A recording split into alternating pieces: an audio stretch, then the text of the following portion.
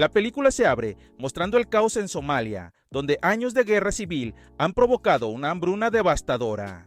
Mohamed Farah Aidid, el líder de Mogadiscio, y su milicia se apoderan de los suministros de alimentos y utilizan el hambre como arma. En abril de 1993, después de que los Marines retiraran sus fuerzas tras distribuir ayuda, Aidid declara la guerra a los cascos azules de la ONU. En junio, tras una emboscada exitosa contra soldados pakistaníes, ataca también a personal estadounidense, lo que lleva en agosto al envío de fuerzas de élite, Delta Force, Army Rangers y el 160º SOAR, para desmantelar su organización y restaurar el orden. En octubre, se ve a soldados en un helicóptero observando a ciudadanos luchando por comida, hasta que la milicia empieza a dispararles. Aunque reportan la situación, se les ordena retirarse. La acción se traslada al mercado Bakara, bastión de Aidid, donde un vigilante alerta sobre la partida de Osman Ali Otto, quien tras ser detenido se entrega al ejército. En la base, el general Garrison conversa con Otto sobre su vinculación con la milicia y promete capturar a Aidid,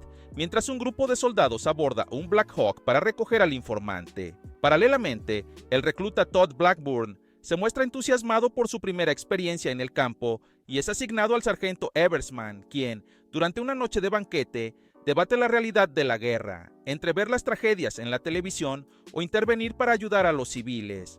La situación se agrava cuando un soldado sufre una convulsión y al día siguiente, Eversman reemplaza al afectado en la unidad Ranger Chalk 4. En el mercado, Abdi observa con nerviosismo, mientras en la base se planifica capturar a altos funcionarios de Aidid como Omar Salat y Abdi Hassan en territorio fuertemente custodiado. La tensión aumenta cuando se detecta que la milicia ha sido alertada por niños del movimiento militar. Abdi huye y se encienden señales de advertencia mientras el ejército irrumpe en el edificio para detener a sus objetivos. La milicia abre fuego y en medio del enfrentamiento, un Black Hawk de Eversman aparece, eliminando a varios enemigos, aunque evita un disparo de RPG. Blackburn sufre un percance al caer por no poder asegurar la cuerda, lo que obliga a Eversman a socorrerlo y a pedir refuerzos. Con la presión de los adversarios, ordena evacuar médicamente a Blackburn, pero al no poder acercarse con los Humvees, lo trasladan a pie. Mientras otros soldados capturan a sus blancos, Eversman y su equipo regresan a la base bajo un intenso fuego enemigo, perdiendo en el proceso al sargento Pilla. El coronel McKnight informa rápidamente de la crisis. Poco después, un Black Hawk Super 6-1, pilotado por Walcott, es derribado por un RPG, causando la muerte del piloto y su copiloto y dejando a 3 heridos. Bush logra escapar del helicóptero y repele a los atacantes, mientras desde la base el General Garrison ordena asegurar el perímetro del accidente.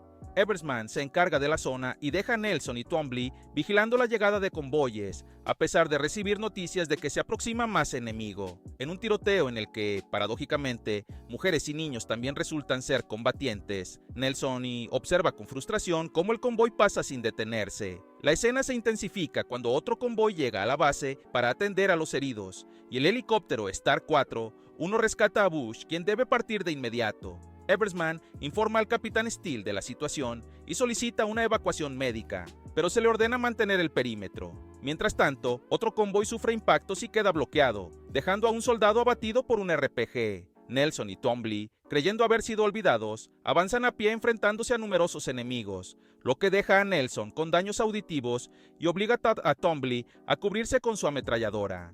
Finalmente, tras el breve paso del Black Hawk Super 6-8 y el deterioro de los heridos sin tratamiento adecuado, el Black Hawk Super 6-4, pilotado por Durant, es derribado por otro RPG, y pese a las peticiones de Shugart y Gordon para intervenir, se decide no arriesgar otro helicóptero. Al ver esta situación, el General Garrison envía la unidad de Strucker de regreso al segundo lugar del accidente. Luego, vemos que las unidades del capitán Steele y el sargento Sanderson están siendo acorraladas por enemigos. El sargento Sanderson actúa sin la aprobación del capitán y neutraliza al enemigo que disparaba desde un edificio. Después, se apresuran a ingresar en el edificio. En el interior, el capitán y el sargento discuten. El sargento convence al capitán Steele de asignarle un tirador ya que su unidad aún puede desplazarse hacia el sitio del siniestro. El capitán entonces ordena a Grimes acompañar al sargento Sanderson y a Delta T. La escena cambia a la base, donde los soldados se preparan para regresar. Sin embargo, un soldado llamado Thomas, asustado, no quiere volver, pero animado por Strucker, se reincorpora al escuadrón mientras se dirigen de nuevo al campo. Más tarde, vemos a Nelson y Twombly intentando llegar al sitio del siniestro, casi matando a su camarada Yurik al dispararle mientras cruza la carretera. Los tres se reúnen y logran encontrar el camino hacia el sitio. A continuación, se observa cómo más personas se dirigen al lugar del accidente del 6 de abril. Sugart y Gordon siguen solicitando permiso. Tras asegurarse de conocer los riesgos, el general Garrison da la llamada al coronel Harrell, quien finalmente aprueba. Mientras tanto, el convoy del coronel McKnight sufre numerosos impactos por parte de los enemigos. Un soldado incluso recibe un cohete directo en el cuerpo. El coronel McKnight es notificado de que deben retroceder para llegar al sitio del accidente. Lamentablemente, al regresar, sufren fuertes impactos nuevamente, dejando al conductor ciego e hiriendo al coronel en el cuello. Entonces, solicitan retirarse a la base para atender a los heridos y reagruparse. Mientras tanto, en el lugar del accidente del 6 de abril, la multitud ataca a Durant, quien se queda sin munición cuando Sugart y Gordon llegan para salvarlo. Por otro lado, en el sitio del siniestro del 6-1, los hombres del sargento Eversman escuchan cómo el coronel McKnight se retira a la base. El sargento Eversman les recuerda que deben mantener la posición y asegurar el perímetro hasta que llegue el convoy, asegurándoles que regresarán a casa. De vuelta en el sitio del accidente del 6 de abril, hay demasiados enemigos para que Durant, Sugart y Gordon los puedan enfrentar. Lamentablemente, Gordon y Sugart mueren mientras intentan contener a los enemigos. Luego Durant, impotente, sostiene la foto de su esposa e hijo, observando cómo la multitud falta al respeto hasta los cuerpos de sus camaradas caídos. Después se le acerca a alguien y, a la foto, le insulta incluso llegando a golpearlo hasta casi matarlo. De repente, el líder de la milicia de Aidid y sus hombres llegan y detienen a la multitud. Capturan a Durant y lo convierten en prisionero. En la base, el general Garrison ordena apoyo inmediato de la 10ª División de Montaña, soldados pakistaníes y malayos, para ayudar a sus hombres a salir de la zona de peligro y trasladarlos al estadio pakistaní, una zona segura. Más tarde, un soldado le informa que sus solicitudes han sido aprobadas, pero que tomará tiempo que el apoyo llegue. Sin embargo, insiste en que deben partir lo antes posible. De nuevo en el campo, el sargento Sanderson y sus hombres deciden dirigirse a pie hacia el sitio del siniestro después de que la multitud colocara barricadas y desactivara su camión. Luego, notifican al sargento Eversman de su llegada.